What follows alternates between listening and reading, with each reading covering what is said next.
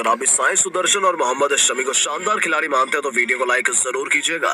दोस्तों, मोहम्मद शमी राशिद खान की आग उगलती हुई गेंदबाजी के बाद साई सुदर्शन ने अपने बल्ले से मचा दिया कोहराम। दिल्ली के अरुण जेटली में डिफेंडिंग चैंपियन ने लिखा है नया इतिहास। तो आखिर कैसे? खौफनाक गेंदबाजी के बाद डेविड मिलर और साई सुदर्शन ने चौके छक्कों की बरसात से दहल उठा पूरा दिल्ली का मैदान। अंतिम ओवर में किस तरीके से इन दोनों ने दिलाई अपनी टीम को असंभव सी जीत। इस रोंगटे खड़े कर देने वाले महामुकाबले की पूरी हाईलाइट हम आपको दिखाएंगे, लेकिन उससे पहले आपको क्या लगता है कि साई सुदर्शन, राशिद खान और मोहम्मद शमी में कौन है इस जीत का हीरो? हमें नीचे कमेंट करके जरूर बताइएगा। दोस्तों, ऐतिहासिक अरुण जेटली स्टेडियम में जब सिक्का उछला तो हार्दिक पांड्या के पक्ष में गिरा और उन्होंने मेजबान को पहले बल्लेबाजी का न्योता दिया। दिल्ली को धाकड़ शुरुआत दिलाने के इरादे से दिल्ली के कप्तान डेविड वार्नर के साथ पृथ्वी शॉ पारी की शुरुआत करने आए। कप्तान ने एक के बाद एक दो चौके जड़कर अपनी पारी की शुरुआत की। वहीं पृथ्वी शॉ ने भी मोहम्मद शमी के खिलाफ शानदार चौके से अपना खाता खोला था, पर एक बार फिर मोहम्मद शमी को बड़ा शॉट लगाने के प्रयास में पृथ्वी शॉ शमी के जाल में फंस गए।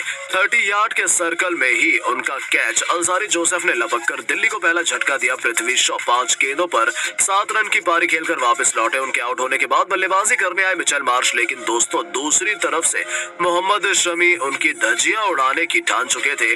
शमी ने शॉ के बाद मिचेल मार्श के तीनों विकेट उखाड़कर दिल्ली कैपिटल्स को 440 वोल्ट का झटका दिया। जी हां, अचानक से पूरे स्टेडियम में सन्नाटा छा गया था, क्योंकि मोहम्मद शमी दिल्ली की बल्लेबाजी की कमर तोड़ चुके थे। मार्श केवल 4 रन बना पाए थे। उनके आउट होने के बाद बल्लेबाजी करने आते सरफराज खान। अब तक डेविड वार्नर पारी को संभाले हुए थे। 6 ओवरों में उन्होंने अपनी टीम को 52 रनों तक पहुंचा दिया था। सरफराज और वार्नर के बीच एक अच्छी पार्टनरशिप हुई, लेकिन शमी के बाद अल्जारी जोसेफ ने दिल्ली को ऐसा करा दिया जिसमें उनके फैंस कभी भी नहीं भूल पाएंगे। उन्होंने 2 गेंदों पर 2 बड़े विकेट चटकाकर दिल्ली की पारी को तहस नहस कर दिया। आपको बता दें, उन्होंने पहले डेविड वार्नर को निशाना बनाया। कप्तान 7 चौकों की बदौलत 37 रन बनाकर पवेलियन की शोभा बढ़ाने लौट गए।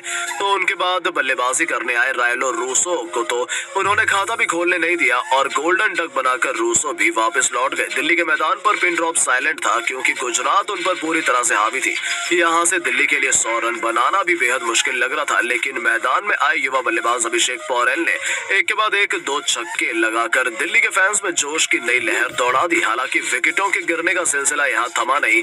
जहाँ तेज गेंदबाजों ने टॉप ऑर्डर की धज्जियां उड़ाई, तो मिडिल ऑर्डर को तहस नहस की जिम्मेदारी उठाई राशिद करामाती खान ने। इस गेंदबाज ने 20 रनों के स्कोर पर अभिषेक पौरेल को चलता किया। तो फिर अब तक अपनी टीम को संभालने की कोशिश कर रहे सरफराज खान को भी उन्होंने अपना शिकार बनाया। अच्छी लड़ाई लड़ने के बाद सरफराज खान 34 गेंदों पर 30 रन बनाकर वापस लौट गए। इनके बाद बल्लेबाजी करने आए अमन खान को भी राशिद खान ने अपना शिकार बनाया। दिल्ली के लिए सबसे बेहतरीन बल्लेबाजी की अक्षत पटेल ने। आपको बता दें, अंत में बल्लेबाजी करने उतरे अक्षर तो सिर पर कफन बांधकर आए थे। सभी चुनौतियों का सामना करते हुए इस खिलाड़ी ने चुटकियों में मुकाबले का रुख पलटकर रख दिया और 22 गेंदों पर 3 भयानक छक्कों और 2 चौकों की बदौलत 36 रनों की आतिशी पारी खेलकर उन्होंने अपनी टीम को एक सम्मानजनक स्कोर तक पहुंचाया। दिल्ली 20 ओवर में 162 रन बना पाई। गुजरात के लिए राशिद खान और मोहम्मद शमी को 3-3 सफलताएं हासिल हुई। वहीं अल्जारी जोसेफ को भी 2 बड़े विकेट हासिल हुए। दोस्तों, अपनी टीम को जीत दहलीज तक पहुंचाने के लिए गुजरात की सबसे खतरनाक ओपनिंग जोड़ी रिद्धिमान साहा के साथ शुभमन गिल पारी की शुरुआत करने आते रिद्धिमान साहा ने उतरते सीधा चौके छक्कों की बरसात करनी शुरू कर दी। गुजरात के फैंस के चेहरों पर मुस्कान आ गई थी। हालांकि उनकी रणनीति ज्यादा लंबी काम नहीं कर पाई। तीसरे ओवर में गेंदबाजी करने आए एंड्रिक नोकिया ने पहली गेंद पर रिद्धिमान साहा को क्लीन बोल्ड कर गुजरात को करारा झटका दिया। रिद्धिमान साहा 7 गेंदों पर 14 रन बनाकर चलते बने। नंबर 3 पर विलियमसन की अनुपस्थिति में बल्लेबाजी करने आए सुदर्शन अचानक से विकेट गिरने के बाद रनों की रफ्तार थम सी गई थी। इसी दबाव के बीच एंड्रिक नोकिया ने शुभमन गिल को भी चारों खाने चित कर दिया। उनकी घातक गेंद ने उनके तीनों विकेट उखाड़ दिए। शुभमन गिल 13 गेंदों पर 14 रन बनाकर वापस लौट गए। उनके विकेट के बाद मैदान में आते कप्तान हार्दिक पांड्या, लेकिन उसके बाद जो हुआ उसे गुजरात के फैंस कभी भी नहीं भुला पाएंगे। खलील अहमद ने पावर प्ले के अंतिम गेंद पर कप्तान हार्दिक पांड्या का विकेट चटकाकर गुजरात को मुसीबतों के दलदल में धकेल दिया था। कप्तान केवल 5 रन बनाकर चलते बने। 6 ओवरों में गुजरात ने 54 रन बनाए थे। उनके 3 सबसे बड़े बल्लेबाजों के पवेलियन लौटने के बाद दिल्ली जल्द से जल्द गुजरात को समझाना चाहती थी, लेकिन मैदान में उतरते विजय शंकर के साथ साई सुदर्शन के इरादे तो कुछ और ही थे। इन दोनों ने संभलकर बल्लेबाजी करनी शुरू कर दी और देखते ही देखते दोनों के बीच अर्धशतकीय पार्टनरशिप भी हो गई थी।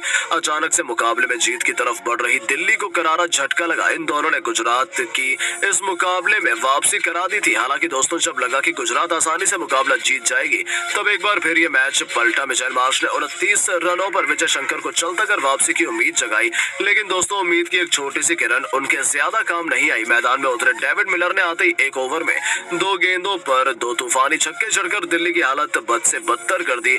इस बीच साई सुदर्शन ने तूफानी बल्लेबाजी के दम पर अपना अर्धशतक भी पूरा कर लिया। केवल इतना ही नहीं, उन्होंने अंत तक नाबाद रहते हुए केवल 48 गेंदों में 4 चौकों और 2 छक्कों की बदौलत 62 रनों की तूफानी पारी खेलकर अपनी टीम को जीत दिला दी, जिसमें डेविड मिलर ने भी 16 गेंदों पर 2 छक्कों और 2 चौकों की मदद से 31 रन बनाकर बखूबी योगदान दिया। साई सुदर्शन को अपने शानदार प्रदर्शन के लिए मैन ऑफ द मैच चुना गया। वहीं दिल्ली को तो अपने हार पर भरोसा ही नहीं हो रहा था। लेकिन दोस्तों आपको क्या लगता है, हार्दिक पांड्या गुजरात को दोबारा चैंपियन बना पाएंगे या नहीं? अपनी राय नीचे कमेंट बॉक्स में जरूर दें और ऐसी शानदार खबरों के लिए चैनल को सब्सक्राइब जरूर करें। धन्यवाद।